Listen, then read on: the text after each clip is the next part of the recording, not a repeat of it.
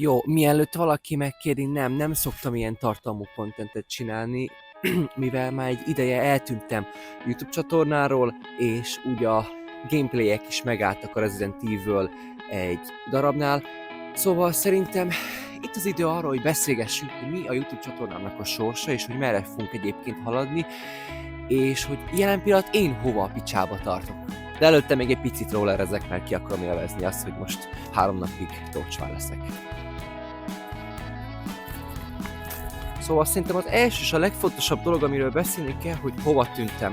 Mert már néhányan kérdezték azt, hogy miért nincsenek gameplay videók, miért nincsenek ASMR videók, miért nincsenek konkrétan videók a csatornámon. Annak köszönhetően, mert gyakorlatilag bejutott egy olyan krízis, hogy költözés alatt is vagyok jelen pillanat még egyelőre, és abszolút nem arra fókuszáltam, hogy most a gameplayeket felvegyem, a kapacitásom nem arra fókuszált. Amikor lett is hozzá kedvem, akkor jött az érzés, hogy na, akkor most megint elő kell pakoljak mindent, ami nem probléma, csak aztán megint megvágni, ez időigényes, és aztán kimarad egy csomó dolog, amivel tudok foglalkozni, és aztán amikor feltöltök egy videót, akkor pedig csúszok egy pár napot, egy hetet, egy hónapot, vagy már hónapok volt, hogy gyakorlatilag nincsen videó, utolsó videó, azt hiszem a montázs videó volt, az évvégi montázs videó. Gyakorlatilag aki követ az Instagramon, a Facebookon, vagy akár a Twitteren, akkor az láthatja, hogy gyakorlatilag beléptem egy politikai világba, a Mi Hazánk mozgalomhoz beléptem. Aktivistaként kezdtem, most már személyes tag is vagyok a Mi Hazánk ifjai tagozatnál, de erről majd később. És most, hogyha el is költözök, lesznek-e YouTube csatornán gameplayek, vagy akár vlog videószerűség? Persze, hogy lesznek, ezen nincsen semmi probléma. Gameplayeket 100%-osan tervezek, lesz egy PC upgrade is, hogy még több basszógémet tudjunk játszani. Én avondól vagyok elmondani nektek, hogy az új helyszín szerintem új lehetőségeket is fogadni, bőven fog új lehetőségeket adni a gameplayek és videózások terén, és így is van egy pár felvételem és nyersanyagom konkrétan arról, hogy idáig miket csináltam, hol voltam, de ezt majd úgyis látni fogjátok, meg bevágom. De mindenféleképpen mondom azt, hogy kövessétek az Instagram oldalamat, mert az a posztok gyakorlatilag mindent újságban velem, és úgy tudják az emberek, hogy unblock nyomon követni, hogy velem mi a situation. Visszatérve azzal kapcsolatban, hogy lesznek-e például vlog videók, mert sokan hiányolják a ASMR videóimat.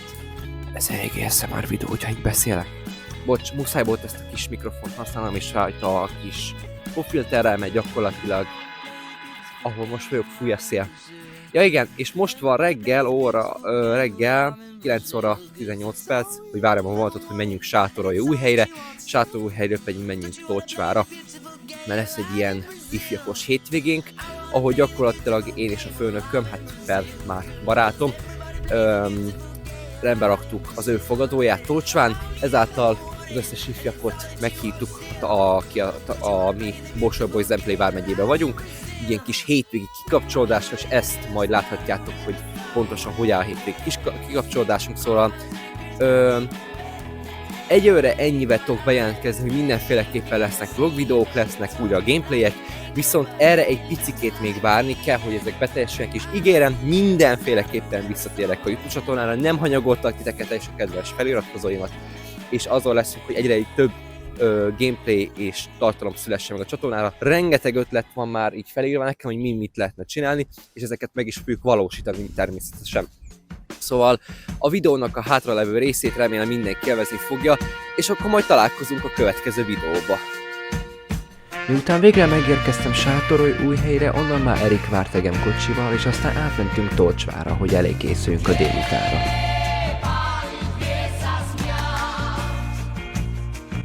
Itt elindultunk az első helyszínünkre, ami Sárospataktól kb. 15 percre volt, és hát sajnos egy hegytetőt kellett megmásztunk. Azt hittem, hogy belepusztulok, de lényegében amúgy faszom volt.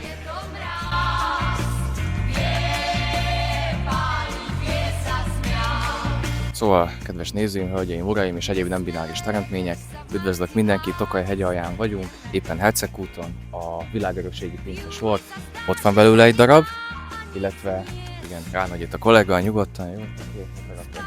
Illetve, hogyha itt lenéznénk, ugye itt a susnyás mögött pedig szintén a világörökségi pincesornak egy bizonyos szakasza található, de ezt a buja növényzet szárazon takarja, úgyhogy ezt most nem fogjuk látni, de szerintem a reklámszünet után visszatérünk rá.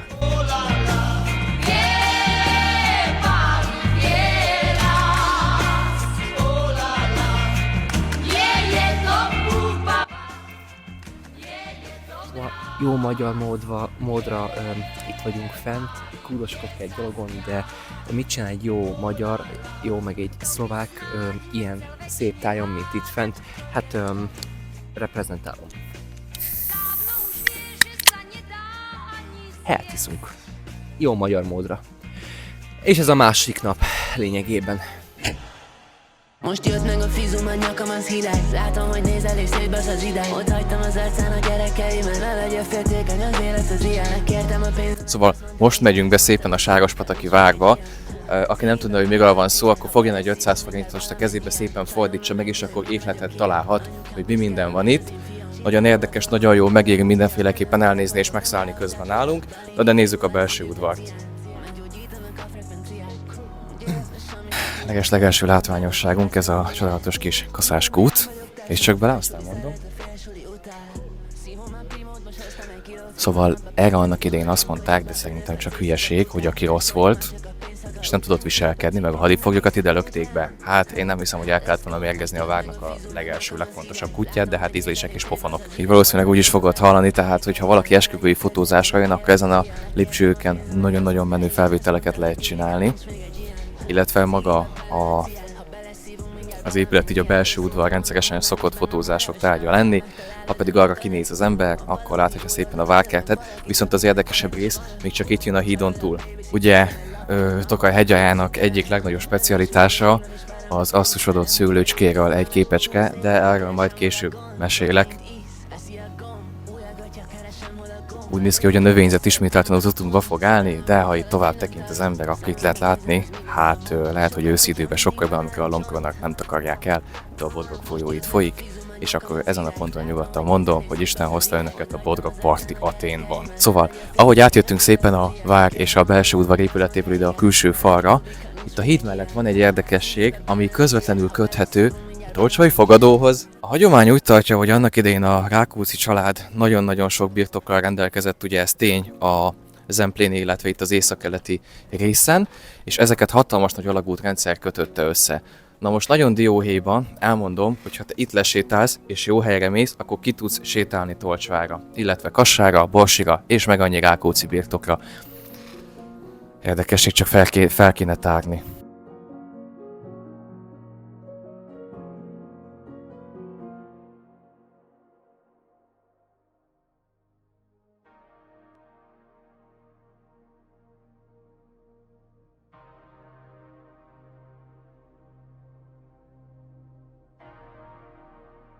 Most itt vagyunk éppen a Sárospataki Református Kollégium gimnáziuma, diákotthona és teológiai akadémiájának terén.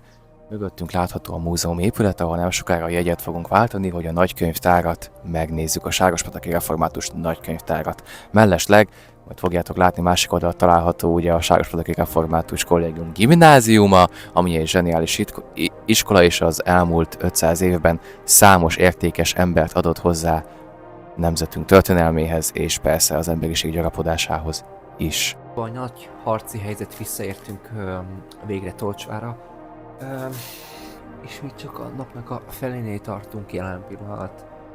Most megyünk jacuzzit tölteni, jacuzzi töltés után pedig szlovák siskit fogok csinálni lekvárral, és ja, később meg jacuzzi partit tartunk, majd kiderül. Na, peace addig. Most megállítanám a felvételt, húga idegesebb lesz szerintem. Gyalog menni haza!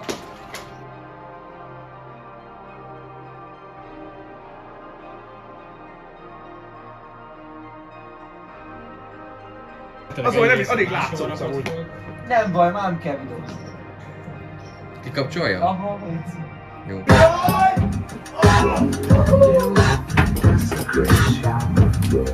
Ugyanúgy egy szület. Azt a kurva! Várjál, 33-at, és megtettünk meg fel. 2 hours later. Az jó.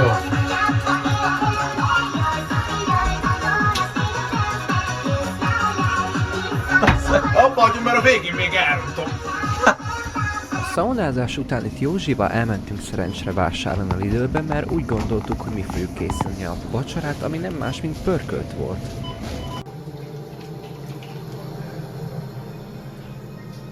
Kavart. Nagyon jó vagy. Nagyon jó vagy. De erősebben markolj rá, hogy intenzívebb. Azaz, és még egy kicsit tudod. Na az, látod, belejön az.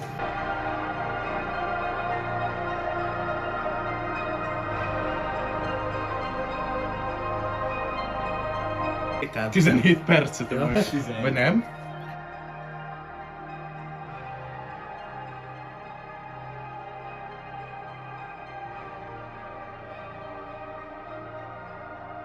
Szóval akkor itt van tárolva az összes ilyen múzeális borunk, ami a 80-as, 90-es években lett beszerezve, elkészítve, stb. És ja, tehát itt gyakorlatilag az 1972-es naputanyos asszútól, ami amúgy ilyen világ rekordál, tehát az évszázad legjobb születe, attól kezdve egészen 2002-ig van itt minden finomság. Innen is köszönjük Eriknek, hogy megmutatta nekünk a boros pincét, ahol a igazi jó kis finom borok vannak tárolva. Itt már gyakorlatilag mindenki elkészült az étterembe a vacsorára, és remélem, hogy innen is íz lett a főztünk, amit Józsival elkészítettük.